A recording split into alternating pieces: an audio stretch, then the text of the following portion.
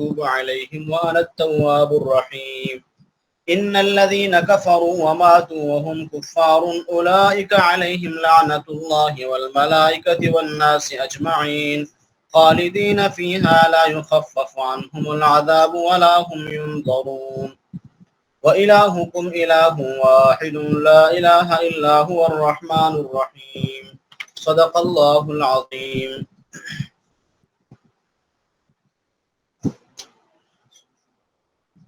گزشتہ درسوں میں تہذیب الاخلاق کے 5 اصول بیان ہو چکے ہیں.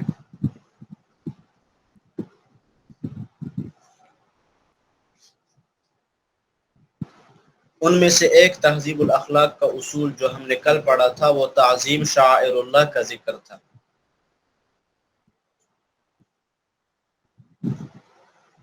اور یہ تہذیب نفس کے جو سارے اصول ہیں یہ متفرع ہوتے ہیں مسئلہ توحید پر.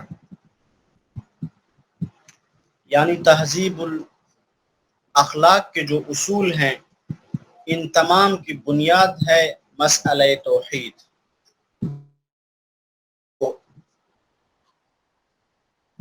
اسی درس میں جو ہے وہ بیان کیا جائے گا. اور مسئلہ توحید سے پہلے مسئلہ کتمان حق اس کا بیان ہوگا کہ حق کو چھپانا کتنی بری بات ہے اور کتنی بری عادت ہے. اور اس کے متعلق ہم نے سورۃ البقرہ پہلے پارے میں پڑھا تھا کہ وَتَكْتُمُ الْحَقَّ وَأَنْتُمْ تَعْلَمُونَ.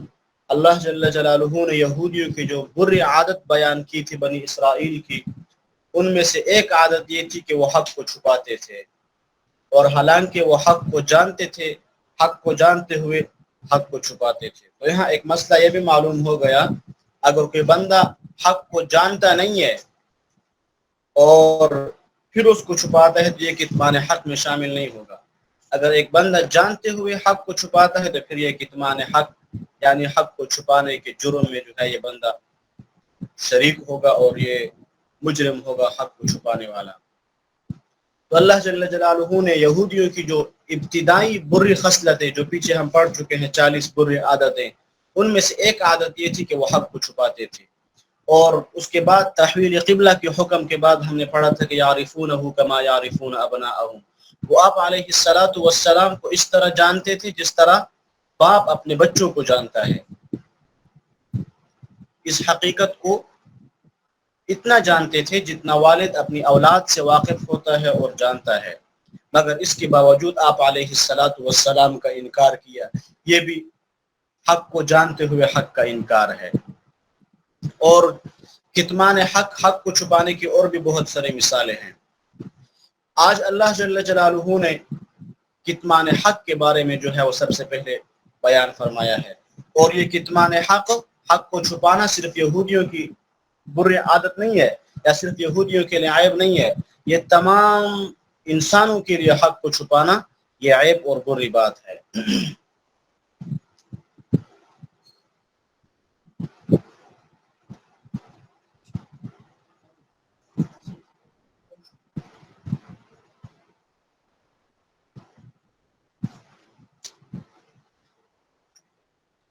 کیونکہ اللہ جل جلالہ نے اسی آیت کریمہ میں سورۃ البقرہ کی آیت نمبر 159 159 میں فرمایا ہے کہ ان الذین یکتمون ما انزلنا من البینات والہدی، جو لوگ بھی اللہ تعالیٰ کی واضح باتوں اور ہدایت کو چھپاتے ہیں، من بعد ما بیناہ للناس فی الکتاب، بات اس کے کہ ہم نے اسے کتاب میں واضح وضاحت سے بیان کر دیا ہے.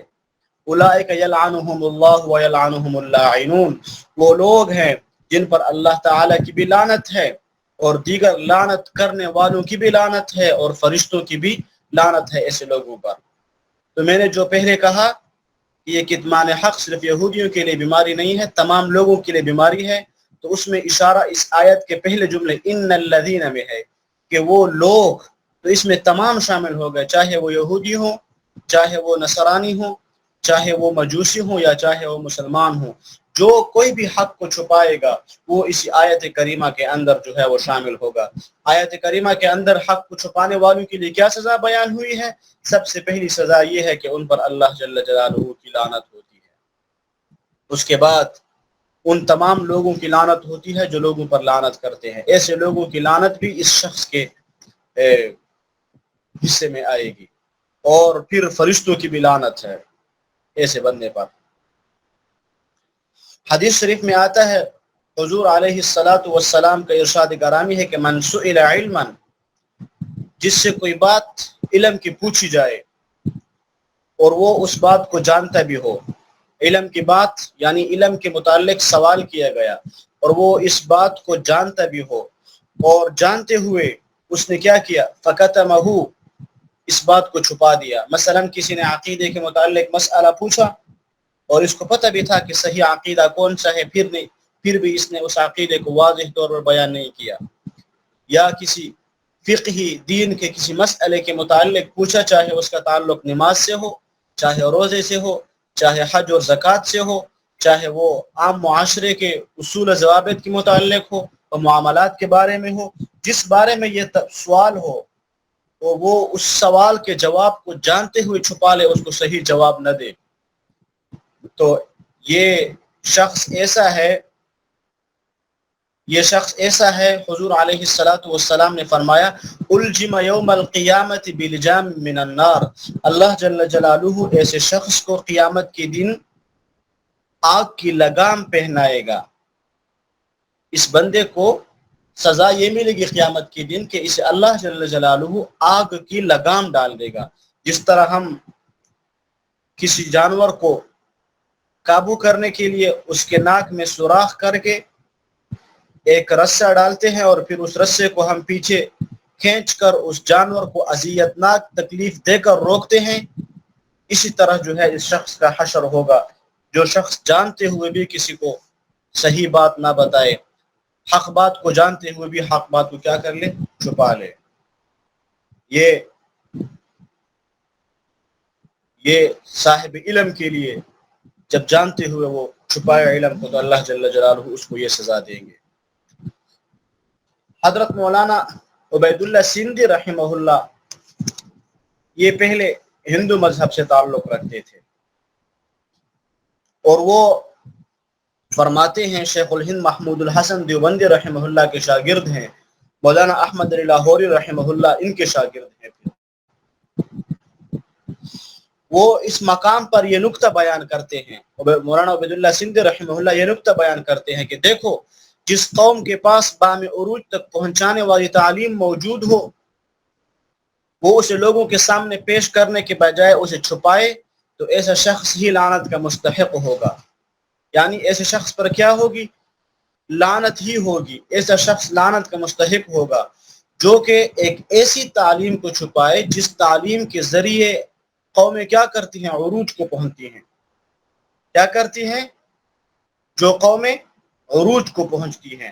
اور ساتھ مولانا عبید اللہ سندھی رحمہ اللہ فرماتے ہیں کہ میں ان آیات سے یہ اصول اخذ کرتا ہوں کہ تعلیم جبری ہونی چاہیے، یعنی تعلیم کو زور سے جو ہے وہ لوگوں پر کرایا جائے، لوگوں کو مجبور کر کے تعلیم دی جائے، جبری تعلیم دی جائے۔ کیوں؟ اس لیے تاکہ تعلیم حاصل کر کے ترقی کے منازل طے کیے جا سکے۔ اور ساتھ میں حضرت اپنا ایک تجربہ اور مشاہدہ لکھتے ہیں کہ یورپ کے ممالک میں جہاں دنیاوی تعلیم جبری ہے وہاں مرد اور عورت کسی کو تعلیم سے مستثنا قرار نہیں دیتے، سب کو لازماً تعلیم حاصل کرنا پڑتی ہے۔ یہی وجہ ہے کہ یہ اقوام دنیاوی اعتبار سے ترقی یافتہ ہیں، مگر ہمارے ہاں تعلیم 15-20% سے زیادہ نہیں ہے۔ دینی تعلیم تو ویسے ہی بالکل کمزور ہے، صرف 1-2% ہی دینی تعلیم حاصل کرتے ہیں۔ دنیاوی طور پر بھی ہمارے 50% لوگ گنتی تک نہیں جانتے، اردو لکھنا پڑھنا نہیں جانتے، نہیں حساب سے کچھ واقف ہیں۔ حقیقت یہ ہے کہ حضرت عثمان رضی اللہ عنہ کے زمانے تک مسلمان حصول تعلیم کے اصول پر عمل کرتے تھے اور ترقی کے مناظر بھی طے کرتے تھے، لہٰذا لازم ہے کہ کسی مرد اور عورت کو ضروریات دین سے اور دین کی تعلیم سے زیور آراستہ کیا جائے تاکہ وہ ترقی کے منازل کو جو ہے وہ پہنچ سکے۔ اور جو شخص دینی اور دنیاوی تعلیم کو جانتے ہوئے مسلمان ہونے کی حیثیت سے اگر وہ اپنی قوم کو دنیاوی ترقی دینا چاہتا ہے تو اس کو چاہیے کہ وہ دنیاوی علم کو بھی نہ چھپائے، کیونکہ مسلمانوں کی اجتماعیت کو مضبوط کرنا یہ ہر مسلمان کا فرض اور اس کے ذمہ لازم ہے۔ اگر کوئی شخص دنیاوی تعلیم جانتے ہوئے بھی مسلمانوں کو اس دنیاوی تعلیم سے محروم رکھتا ہے تو یہ شخص بھی مجرم ہے، یہ شخص بھی غلطی کرنے والا ہے اور سزا اس شخص کو بھی ملنی چاہیے۔ تو اللہ جل جلالہ نے کتنی بڑی سزا ذکر کی ہے حق کو چھپانے کی۔ اللہ جل جلالہ نے لعنت ایسے لوگوں پر جو ہے وہ کیا کی ہے، نازل کی ہے۔ آگے اللہ جل جلالہ فرماتے ہیں کہ اس لعنت کی تعزیر اور اس لعنت کی سزا سے کون بچ سکتا ہے، ان لوگوں کا ذکر اگلی آیت میں ہے، آیت نمبر 158 میں، الا الذین تابوا، جنہوں نے توبہ کر لی۔ اگر وہ پہلے ایک غلطی کرتے تھے، کتمان حق کے جرم میں وہ ملوث تھے، اس جرم کے بعد توبہ کر لی۔ الا الذین تابوا، اس لیے، اور یہ توبہ اس وقت کی جاتی ہے جب انسان غلطی کر لے۔ اگر کسی نے غلطی نہیں کی، کوئی گناہ اس سے ہوا نہیں ہے، تو توبہ اس پر لازم نہیں ہے۔ اس لیے محدثین نے ایک اصول وضع کیا ہے، علامہ نووی رحمہ اللہ نے، وہ فرماتے ہیں کہ التوبۃ واجب، کہ توبہ واجب ہے ہر گناہ کے بعد۔ تو توبہ کب کی جائے گی؟ توبہ تب کی جائے گی جب انسان سے غلطی ہو جائے، یعنی غلطی سے پہلے اگر کسی نے توبہ کر لی اور بعد میں غلطی کر لی تو دوبارہ توبہ کرنی پڑے گی۔ پہلے توبہ کر لی پھر غلطی کی تو پھر دوبارہ اس شخص کو توبہ کرنی پڑے گی، کیونکہ اللہ نے یہاں اصول ذکر کیا ہے کہ الا الذین تابوا، جنہوں نے توبہ کر لی، واصلحوا، اور اپنے آپ کی اصلاح کر لی، یعنی خود کو سنوار لیا، سابقہ فرائض اور حقوق ادا کیے، آئندہ کے لیے مستعد ہونے کا عہد کیا، وبینوا، اور جس چیز کو چھپا رہے تھے اسے واضح بیان کیا، فرمایا فاولئک اتوب علیہم، ایسے ہی لوگوں پر اللہ جل جلالہ رجوع کرتا ہے، وَأَنَا التَّوَّابُ الرَّحِيمُ، اور اللہ جل جلالہ اپنے بارے میں فرماتے ہیں کہ میں رجوع کرنے والا مہربان ہوں۔ مطلب یہ ہے کہ جب کوئی شخص سابقہ کوتاہیوں اور غلطیوں سے تائب ہو کر راہ راست پر آ جائے تو میں اس کی تمام سابقہ لغزشیں اور خطائیں معاف کر دیتا ہوں، اور مجھ سے بڑھ کر معاف کرنے والا رحیم و کریم اور کوئی نہیں ہے، حتیٰ کہ کفر و شرک جیسے اکبر الکبائر کو بھی معاف کر دیتا ہوں۔ فرمایا اس کے برخلاف ان الذین کفروا، جنہوں نے حق کو تسلیم کرنے کے بجائے اس کا انکار کر دیا اور پھر اسی حالت میں وماتوا، ان کو موت آ گئی، وہم کفار، اور وہ کافر ہی رہے، اولئک علیہم لعنت اللہ والملائکۃ والناس اجمعین، تو ایسے لوگوں پر اللہ کی اور اس کے فرشتوں کی اور تمام لوگوں کی لعنت ہوگی، خالدین فیہا، وہ اس لعنت میں ہمیشہ گرفتار رہیں گے، لا یخفف عنہم العذاب، ان کے لیے تخفیف عذاب کبھی کوئی امکان نہیں ہے، وَلَا هُمْ يُنْظَرُونَ، اور نہ انہیں کوئی مہلت دی جائے گی۔ مقصد یہ ہے کہ جو لوگ کفر کے حالت میں ہی مر جائیں گے وہ دائمی عذاب میں مبتلا ہوں گے، نہ تو ان کے عذاب میں کچھ کمی کی جائے گی اور نہ ہی اس عذاب کو کچھ دیر کے لیے مؤخر کر کے انہیں مہلت دی جائے گی۔ لعنت کا عذاب اس قدر سخت ہوگا کہ وہ ہمیشہ اس میں گرفتار رہیں گے۔ مسئلہ لعنت کے متعلق مفسرین اور فقہاء کرام فرماتے ہیں کہ کسی پر لعنت نہیں کرنی چاہیے۔ مسئلہ کیا ہے کہ عام بندوں کو، مسلمانوں کو آپس میں ایک دوسرے پر لعنتان یعنی لعنت کرنی چاہیے یا نہیں کرنی چاہیے۔ تو اس کے متعلق مفسرین اور فقہاء فرماتے ہیں کہ کسی پر لعنت نہیں کرنی چاہیے سوائے اس کے کہ یہ ثابت ہو جائے اس کا خاتمہ کفر پر ہوا ہے۔ جب کسی شخص کے بارے میں انسان کو یہ معلوم ہو جائے کہ اس کا خاتمہ کفر پر ہوا ہے تو ایسے شخص پر جو ہے وہ لعنت اگر کوئی کرتا ہے تو کر سکتا ہے، ورنہ کسی کافر پر بھی اس کی زندگی میں لعنت نہیں کرنی چاہیے، کیونکہ ممکن ہے کہ وہ موت سے پہلے توبہ طائب ہو جائے۔ کیا ہے؟ ممکن ہے کہ وہ مرنے سے پہلے اپنے کفر و شرک سے توبہ کر لے، لہٰذا کسی کافر پر بھی لعنت نہیں کرنی چاہیے۔ البتہ شیطان اور ابلیس پر لعنت کرنا کوئی نہیں، جائز ہے، السلام علیکم، کیونکہ ٹھیک اس ہو کا گیا، کفر باقی معلوم، انشاءاللہ اس کے علاوہ اسی ٹائم ملاقات برائی کریں، پر لعنت درست ہے۔ اس کے کیا ساتھ ہے؟ سب کریں گے ساری۔ برائی پر، یعنی اگر کوئی شخص برا کام کرتا ہے تو آپ اس برے کام پر لعنت کر سکتے ہیں۔ جیسے کہ میں آپ کو ایک مثال دیتا ہوں، صحابہ کرام رضوان اللہ علیہم اجمعین کو برا بھلا کہنے والوں کے متعلق فرمایا لعنت اللہ علی شرکم، تمہارے شر پر خدا کی لعنت۔ یا مثلا برا کام کرنے والے پر لعنت ہے، لعن اللہ السارق، یعنی چور پر اللہ کی لعنت، یا لعن اللہ من سب والدیہ، اپنے ماں باپ کو گالی دینے والے پر خدا کی لعنت۔ اس طرح فرمایا لعن اللہ من غیر منار الارض، مشترکہ زمین کے نشانات مٹانے والے پر اللہ کی لعنت۔ آگے ایک اور مثال، لعن اللہ من ذبح لغیر اللہ، غیر اللہ کے نام پر تقرب اور ذبح کرنے والے پر اللہ کی لعنت، وغیرہ وغیرہ۔ فرمایا کہ حقیقت یہ ہے وَإِلَٰهُكُمْ إِلَٰهٌ وَاحِدٌ، اب یہاں پر وہ مسئلہ توحید ہے کہ تمہارا معبود صرف ایک ہی معبود ہے، کوئی اور معبود حق نہیں ہے، لہذا عبادت صرف اسی کی کرو، کفر و شرک سے باز آ جاؤ۔ اس آیت میں لفظ الہ کا ہے، الہ کا، تو الہ میں محبت کا مفہوم پایا جاتا ہے، اور اس کا معنی فریفتہ ہونا بھی ہے، اس لیے الہ کا معنی دل ربا بھی کیا جاتا ہے۔ شاہ فضل الرحمن گنج مراد آبادی رحمہ اللہ نے اس کا ہندی میں ترجمہ منموہن بھی کیا ہے، غرض ہے کہ لفظ الہ میں محبت کا عنصر بھی پایا جاتا ہے، اور محبوب حقیقی خدا تعالی ہے، لہذا اس کی وحدانیت پر ایمان لانا چاہیے اور خالص اسی کی عبادت کرنی چاہیے، اس کے ساتھ کسی چیز کو شریک نہیں بنانا چاہیے۔ یہ تمام مسائل کی بنیاد ہے، اگر تہذیب الاخلاق اس بنیاد پر قائم ہوگا تو درست ہوگا، ورنہ نہیں۔ تہذیب الاخلاق کے پیچھے جو 5 اصول ہم پڑھ چکے ہیں، اگر وہ تہذیب الاخلاق یہی توحید کی بنیاد پر قائم ہوگا تو درست ہوگا، ورنہ درست نہیں ہوگا۔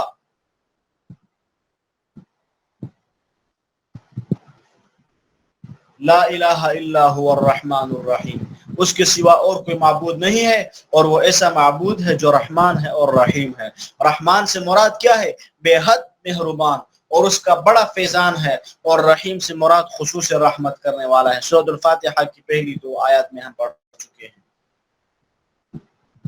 اور اہل ایمان کے لیے خصوص رحمت کے اظہار قیامت کے دن ہوگا۔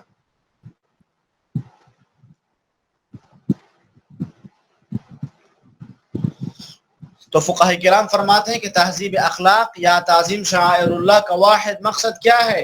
یہ ہے کہ انسان کا تعلق اور ربط، انسان کا کنیکشن اللہ تعالیٰ کے ساتھ قائم ہو جائے، اور یہ بڑی اہم آیت ہے وَإِلَٰهُكُمْ إِلَٰهٌ وَاحِدٌ لَا إِلَٰهَ إِلَّا هُوَ الرَّحْمَٰنُ الرَّحِيمُ۔ حضور علیہ السلام کا فرمان ہے کہ ان 2 آیتوں میں اسم اعظم بھی موجود ہے، یعنی وَإِلَٰهُكُمْ إِلَٰهٌ وَاحِدٌ لَا إِلَٰهَ إِلَّا هُوَ الرَّحْمَٰنُ الرَّحِيمُ، اور الف لام میم اللہ لا الہ الا هو الحی القیوم۔ اسم اعظم اللہ جل جلالہ کا وہ اسم پاک ہے جس کی خاصیت یہ ہے کہ جب اس نام کے ساتھ اسے پکارا جائے تو وہ بندے کی دعا کو کیا کرتا ہے؟ سنتا ہے اور قبول فرماتا ہے۔ اور حضور علیہ السلام نے فرمایا کہ اسم اعظم ان 2 آیات میں کیا ہے؟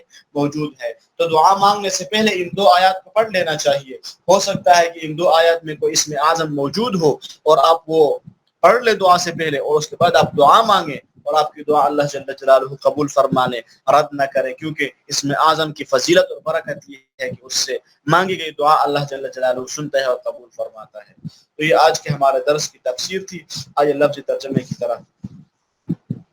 ان الذین، تحقیق وہ لوگ، یکتمون جو چھپاتے ہیں، ما اس چیز کو، انزلنا جس کو ہم نے واضح کیا، انزلنا جو ہم نے نازل کیا، من البینات واضح باتوں کے ساتھ، والہدی اور ہدایت کے ساتھ، من بعد ما بیناہ بعد اس کے کہ ہم نے اسے لوگوں کے لیے، بیناہ کہ ہم نے اسے بیان کر دیا ہے، للناس لوگوں کے لیے، فی الکتاب کتاب میں، उलाइका यही वो लोग हैं यलअनुहुमुल्लाहु जिन पर अल्लाह लानत करता है वयलअनुहुमुल लाइनून और दूसरे लानत करने वाले भी लानत करते हैं इल्लल्लज़ीना मगर जिन लोगों ने ताबू तौबा कर ली वो अस्लहू और अपने आप को संवार लिया अपनी इस्लाह कर ली खुद को दुरुस्त कर लिया वबय्यनु और उन्होंने बयान किया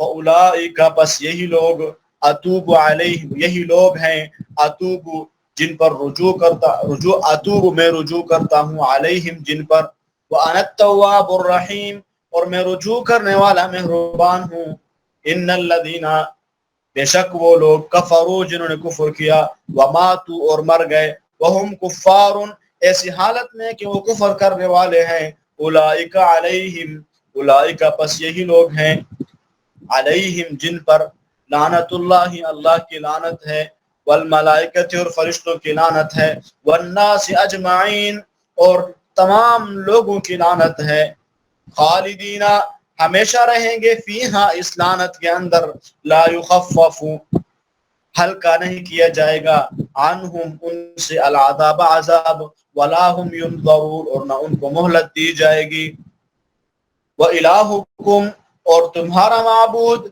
इलाहुन वाहिद बरहक एक ही माबूद है ला इलाहा इल्लाहु ला नहीं है इलाहा इलाह माबूद इल्ला मगर हुआ वही है अर्रहमान जो बड़ा मेहरबान है अर्रहीम निहायत रहम करने वाला है सदक़ल्लाहुल अज़ीम।